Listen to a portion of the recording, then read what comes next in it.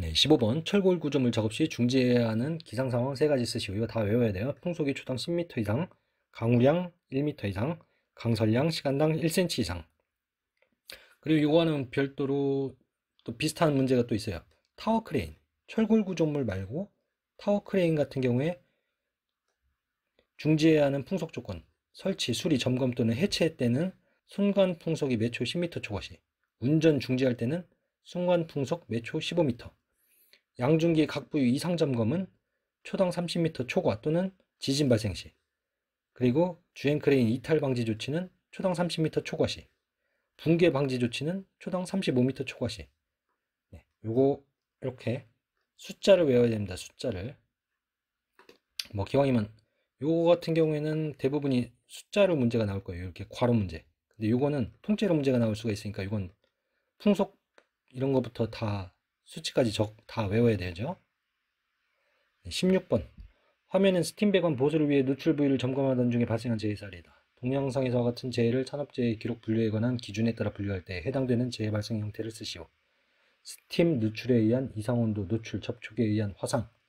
이렇게 적으시는 게 가장 좋습니다. 어떤 문제집 같은 경우에는 스팀 누출에 의한 이상온도 노출 접촉 뭐 여기까지만 하는 경우도 있어요. 근데 그거는 제가 뭐라고 말씀을 못 드리겠습니다. 뭐가 완벽한 정답인지는 그 채점관이 누구냐에 따라 다르겠죠. 저도 누군지는 몰라요. 그러니까 여러분이 되도록이면은 다 외우시는 게 좋아요. 저는 이걸 다 외웠었는데 스팀 누출이 아니라 그때 시험 문제에 어떤 게 나왔었냐면 어떻게 적었었냐면 스팀 접촉에 의한 뭐 이상온도 노출 접촉에 의한 화상 이렇게 적었었나? 그래갖고 부분 점수를 맞았는지 아니면 맞게 해줬는지는 모르겠네요. 아무튼 작업형 같은 경우에는 점수를 좋게 받았어요. 제 생각보다. 그러니까 여러분들 빈칸으로 남기지 마시고 다 쓰셔야 됩니다. 17번 화면은 조립식 비계 발판을 설치하던 중 발생한 재해 사례이다. 네, 작업 발판 설치 기준 3가지만 쓰시오. 작업 발판 재료는 작업 시 하중을 견딜 수 있도록 견고한 것으로 할 것. 작업 발판의 지지물은 하중에 의해 파괴될 우려가 없는 것으로 사용할 것.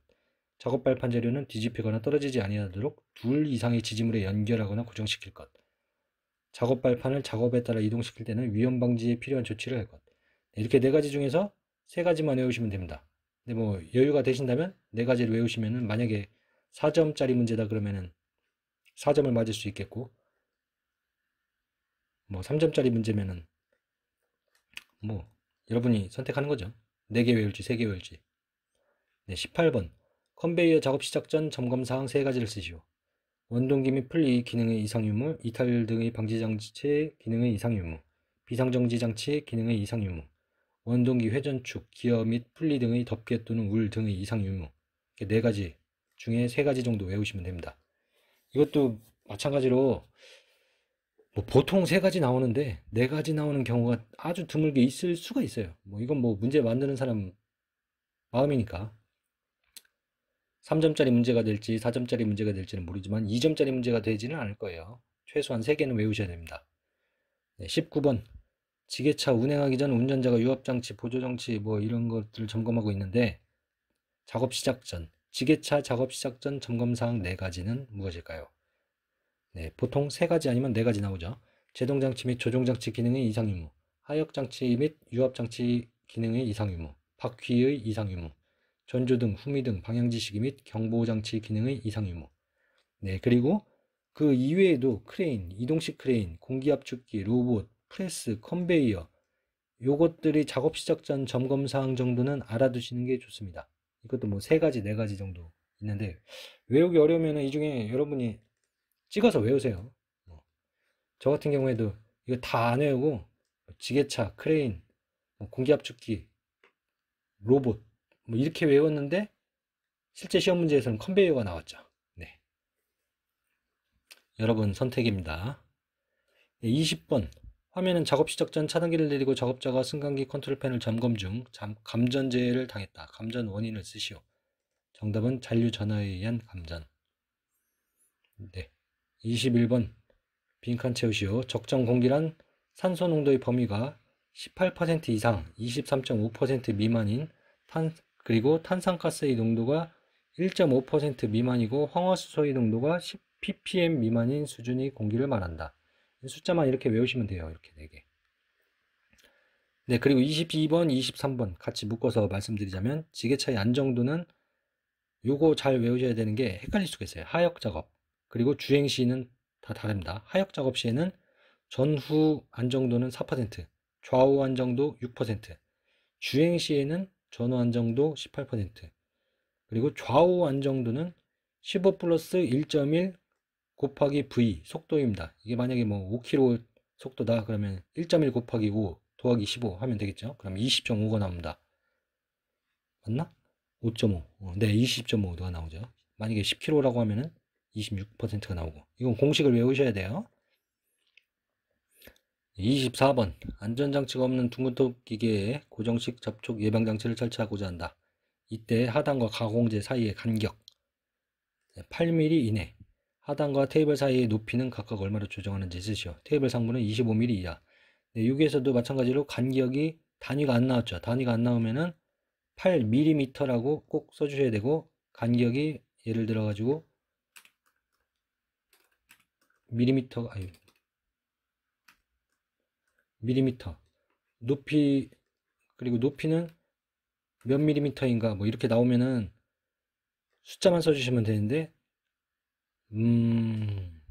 대부분은 이렇게 안 나오고 그냥 단위가 생략되어 있죠. 그러면 여러분은 8mm 이내, 25mm 이하 요거까지 꼭 써주셔야 돼요. 이건 단위와 함께 이상인지 이하인지 이런 것도 다 중요합니다. 25번 와이어로프의 사용 금지 사항 4가지. 자, 1번, 2번, 3번, 4번, 5번, 6번 있죠. 네, 깁니다. 이 중에서 4가지만 여러분이 편하실 대로 외우시면 됩니다.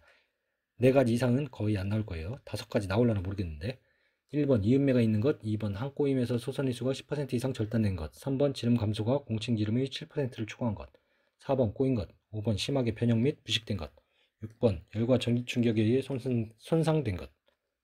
네, 여러분이 요점 정리를 다시 해가지고 요약집을 개인적으로 만드신다면 한 5가지 정도는 적어 놓으시는 게 좋아요. 저는 이거 다 외웠습니다. 참고로. 네, 그리고 26번 정의에 대한 문제인데 요거가 자주 나와요. 이거 전부 다 외우시는 게 좋아요. 협착점. 그림도 기왕이면 알고 계시는 게 좋죠.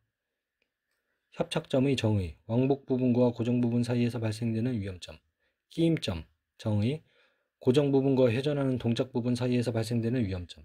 절단점의 정의, 회전하는 운동 부분 자체의 위험에서 초래되는 위험점.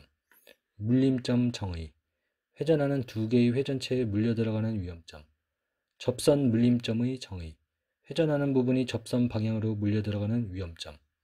회전 말림점의 정의, 회전하는 물체에 작업복 등이 말려드는 위험이 존재하는 위험점. 이렇게 적으시면 되겠죠. 이건 점이 아니라.